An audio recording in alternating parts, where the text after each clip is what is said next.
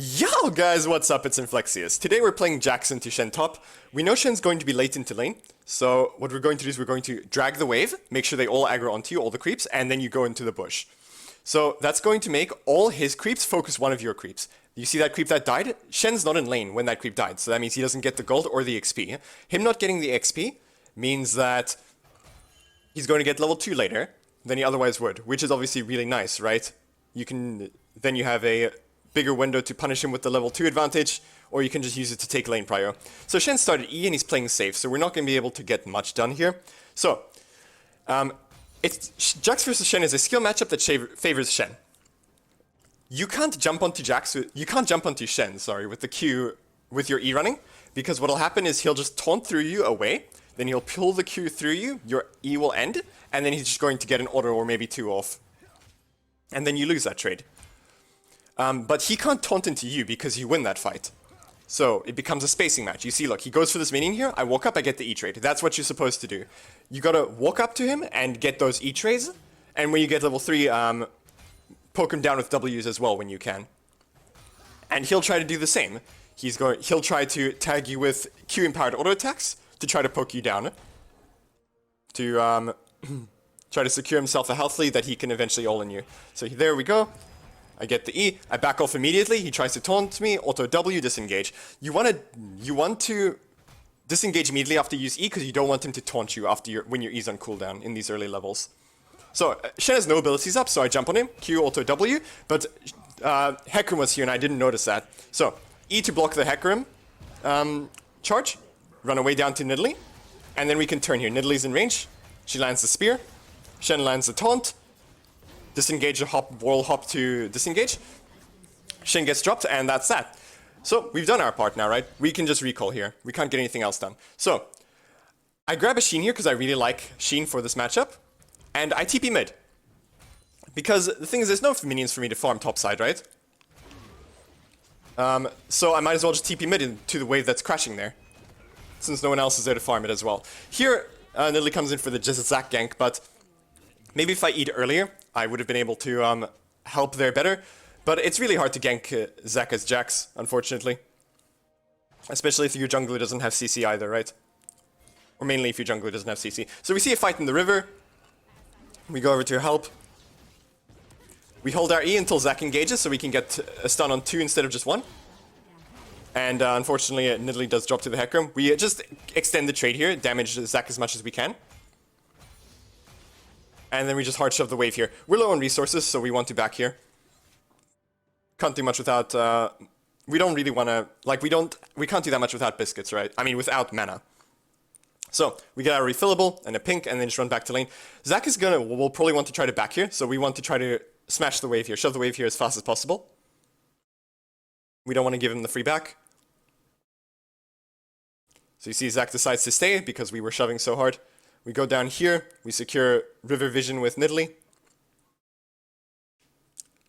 Orianna gets solo killed by the Shen. So now I kind of want to sort of lane swap back, right? I'm looking for the opening. So I grab these 2 minions and then run up to top lane. Orianna can go get her mid lane back. Grab the honey fruit on the way. So the wave state is obviously not in the best spot here. It is frozen close to Shen's tower, so we need to try to crash this wave, right? So you see, we're just I don't want to give Shen free auto attacks on me. You see, look, he goes for minion, tag him with the W. With the W damage and the Shen proc, you can work Shen down like that, right? See, he tries to auto attack me when I go for the minion, I back off. There he auto attacks me, I auto attack him, and then I auto attack the minion. And that's a lot of the matchup, right? Now, after level 6, the matchup changes a little bit, in that before Shen could taunt into you if your E was on cooldown. Now, Shen can't taunt into me at all. My ult gives me too much all-in power. Here I'm hovering and covering, making sure that I can help my Nidalee if she needs it, because she's invading, right? There Shen moves, I move as well. Stun the Hecarim, combo into Shen W, whoops. Or auto get the damage off, finish the auto W the Zac, and call that there. Yeah, if your jungler is invading, right, always make sure to try to, you want to get your wave into a good state as fast as possible if your jungler is applying pressure on the map and you want to help, right? So that means you either want your wave to be crashing into their tower, or pushing back to you, right? Because in either case, if you and your top laner leave lane, your top lane is going to lose more minions than you will in both scenarios. So here we're just letting the wave push back to us. Nidalee's doing Herald, right? So, and this is fine, because again, if Shen and I both lead left the lane to go help with Herald, then Shen's going to lose more minions than I will. I'm just thinning it so that it doesn't crash. So that it doesn't outright crash if I have to leave lane, right? Here Nidalee needs help, so I move over to go assist her with the Zac. Zac full combos her. Hecarim comes in, yeah, we just turn around and go straight to lane. So, we're not trying to freeze this, right? We're not going to thin this to try to freeze this. We're going to let it just push as hard as possible, because we want to deny Shen as many minions as possible before he gets back to lane. Because here's the thing, freezing versus Shen is actually not that great, because when Shen ults away, you want to punish him as hard as you can. Hold on, I'll explain in a second. Let's just look at this play here. I'm checking to see if I need to TP. But, you know, it's going well. It's a scuffed dive by the enemy team. I'm checking to see if Shen ults or if I TP, or if I need to TP, right? Neither is the case, so that being the case, then I can just keep pushing. So, the reason you don't want to freeze on Shen is because if he ults away, you want to punish him, right? You want to take a plate, at least two, ideally. You want to take a plate or two, ideally, when Shen ults away, right? Or as many plates as you possibly can, because denying Shen denying Shen minions doesn't actually do that much. Like, Shen, of course it'll do something, right? But it's not going to do that much, because he's a tank. He's still going to be very effective without minions. Or without as many, after losing some minions, right? So you want to accelerate yourself rather than deny Shen. Shen taunts into us here, that's not allowed, so we immediately go on him. But Annie's there, we weren't expecting that. But Shen's actually pretty low, so we can just go for the kill here. Also W, and then we start fighting the Annie here, right? But she back steps to kite away, so we use that opening to just start running. And he tries to chase us down, but the ghost is just too good, and we're gone. And yeah, if you guys enjoy watching the epic Jax 1v2 and subsequent fleeing from a small child, then remember to like and subscribe. We'd really appreciate it. So we're back into lane. Wave is pushing back to us.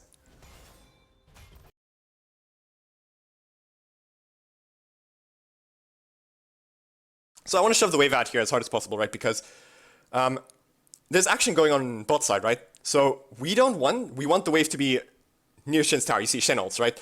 When action's going on, you want to make sure that you're going to get plates for it if Shen ults down there, right?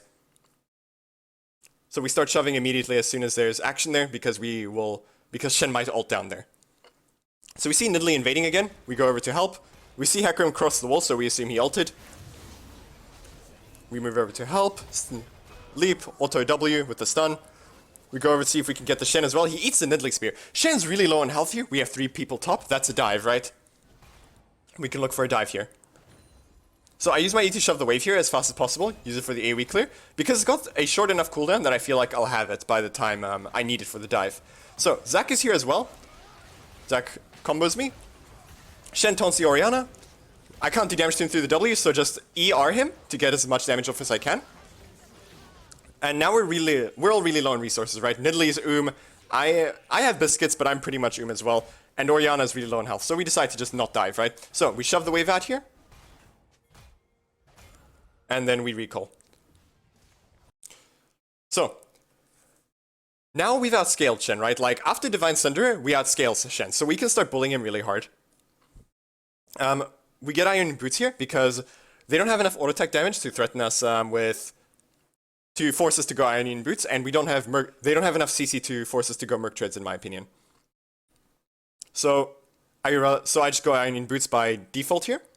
We go here, we beat on the Herald, because we got the push in, right? Our jungler's top side, we might as well just do it, right? Their jungler's bot side, we might as well just do the Herald here. My second item is going to be Black Cleaver this game, because I plan to play front to back this game, right? I have an Orianna, I have a Jinx, I have a Lulu, right? And they're a dive comp. They want to dive into us. So if my backline lives, they're going to just win the team fight by themselves, right? So I'm just going to play basically second ADC and beat on the tanks with my team, right? Beat on their front line with my team. I'm not going to dive in, right? So I intend to So the Black Cleaver helps a lot for the shred, with the armor shred. So we see dragons spawning soon. I rotate down.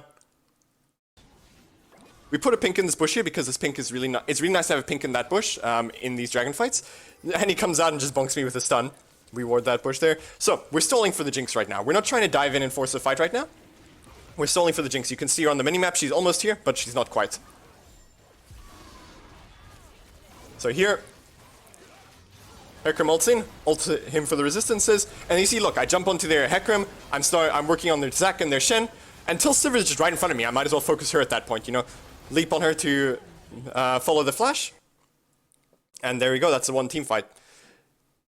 So yeah, just identify what your job is in the fights, and play towards that, build towards that as well.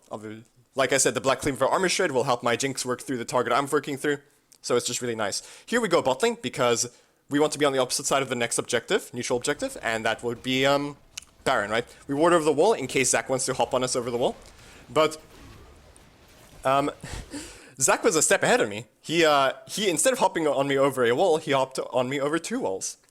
So well played by him. We don't engage on the Zac here because we see Annie and Hecarim are bot side. I could possibly almost 1v3 them actually, to be honest, but I didn't want to take the chance at the time. So here I just start shoving really hard because my team is pressuring Baron, so I want to have this wave pushed in. A fight starts here, a TP in. Always keep an eye on the fights to see if he needs TP. I shouldn't use my E here, and he's going to stun me anyway. But that's fine. We one-shot the Sivir with the help of a Nidalee Spear. Start working through the Zac. There we go. We could just chase there because that fight was pretty much won, right? So we can just kind of go super aggressive and dive into their backline there. 2 of them are dead, so we can just push down for the end here pretty much. And yeah, well that's that. Well, I hope you guys enjoyed the video, and hope to see you in the next one.